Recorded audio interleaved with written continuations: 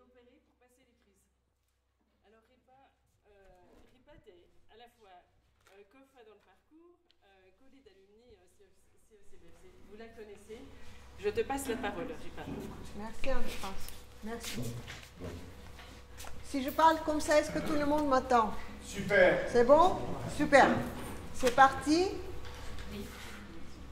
Tadam! Donc, on dit que le chat a plusieurs vies. En fait, le nombre de vies que le chat a dépend de sa capacité de retomber sur ses pattes.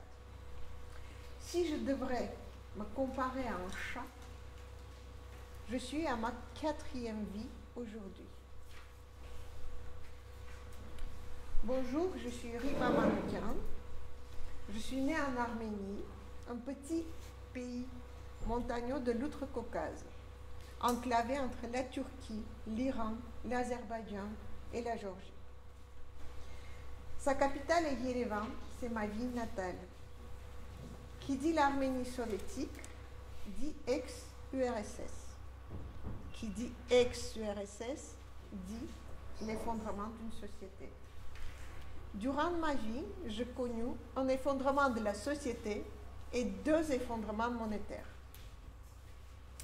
Je ne vais pas vous parler de ce que représentait le régime soviétique de l'époque avec tous ses défauts qu'on lui connaît si bien. Ce n'est pas le sujet de mon intervention. Aujourd'hui, je suis COFA au camp de base Lynx Boréal et je suis collée d'alumni pour le parcours CECBFC 1. Et je vous ferai un petit partage bref de mon vécu personnel.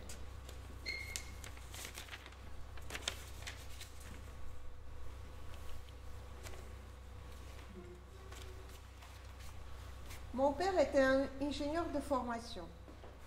Très jeune, il a su accéder au poste de responsabilité et été nommé en tant que directeur adjoint d'une des plus grosses usines métallurgiques de l'époque.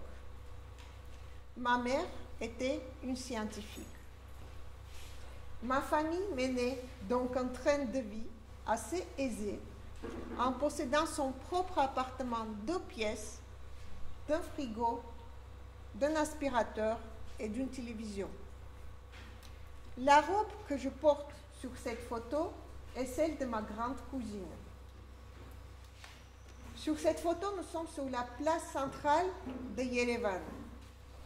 Vous voyez, il n'y a pas beaucoup de voitures derrière nous. Avoir une voiture à l'époque était un fait rare. Nous nous déplacions majoritairement en transport en commun. Pour le départ en vacances, quasiment tous en Arménie, ou autres grands trajets, mon père s'arrangeait avec ses amis ou connaissances possédant une voiture et très rarement il avait droit d'emprunter sa voiture de fonction.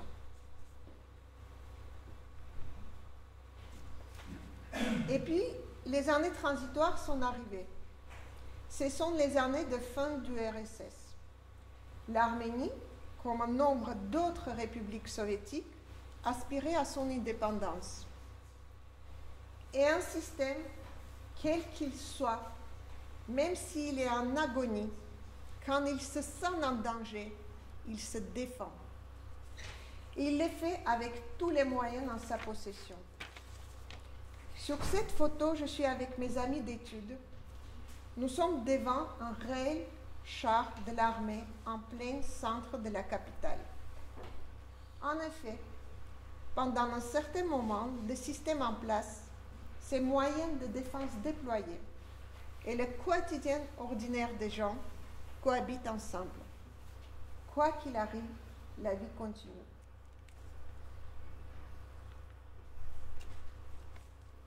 Et puis, j'ai entamé ma 2e vie, une période qu'on appelle en Arménie des années noires.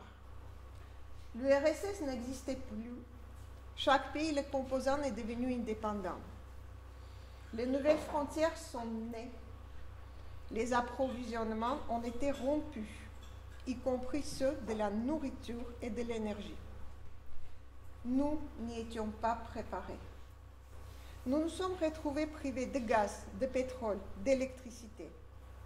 Nous avions l'électricité qu'une fois par jour pour 1 heure, et cela pourrait tomber en pleine nuit.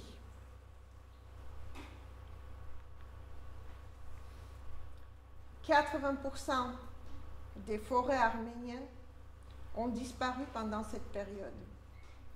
Les gens se chauffaient avec tout ce qu'ils avaient sous la main, tout ce qui pourrait brûler.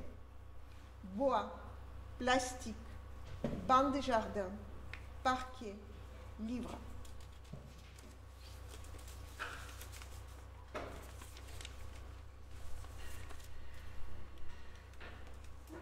Avoir du pain, du sucre, du savon ou autre était très difficile. Un système de tickets a été mis en place plus tard pour l'ensemble de la population. Les transports en commun sont devenus rares. Ici, les hommes poussent un trolleybus, un bus électrique, lequel se retrouvait dans un tronçon de quartier sans électricité, avec l'espoir d'avoir l'électricité un petit peu plus loin et pouvoir continuer leur trajet. Mais la vie continue. Je n'ai pas beaucoup de photos de cette époque. Je continuais mes études à l'université, en est noir ou pas. Ici, c'est une photo prise dans une école. Et ce qui est important de souligner, c'est que ce qui nous a aidés, c'est l'entraide et l'unité entre tous et chacun, que ce soit les proches, amis ou voisins. Ceux qui avaient une poêle invitaient ses voisins à venir se chauffer chez eux. Ceux qui avaient des proches dans les campagnes qui leur fournissaient de la nourriture le partageaient avec des autres.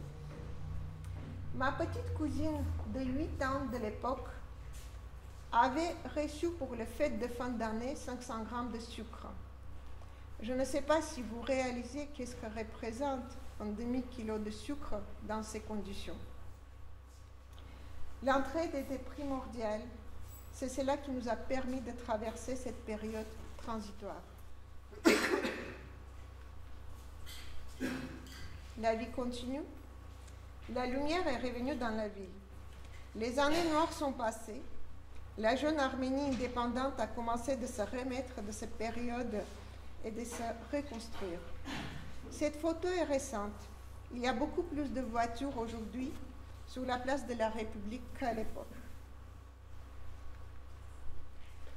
Et moi, pour ma part, en tant que styliste, parce qu'à l'époque j'étais une styliste, j'étais attirée par la capitale de la mode, Paris. Ainsi, j'ai déménagé en France pour commencer à y construire ma 3e vie.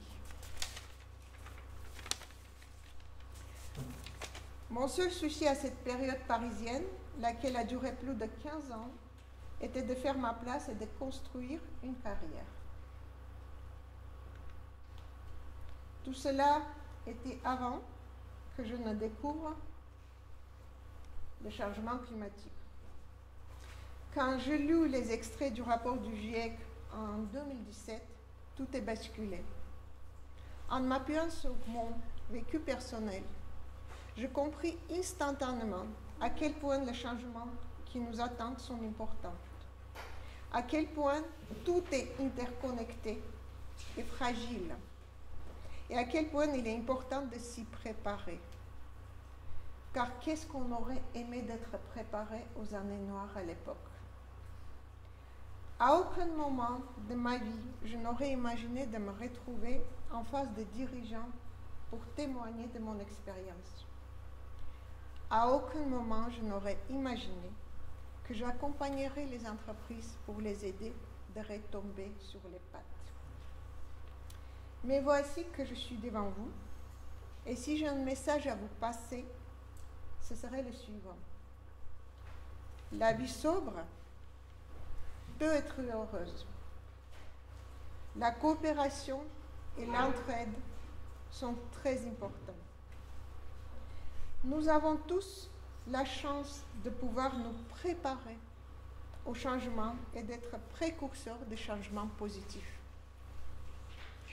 Souvenez-vous, quoi qu'il arrive, la vie continue. Merci.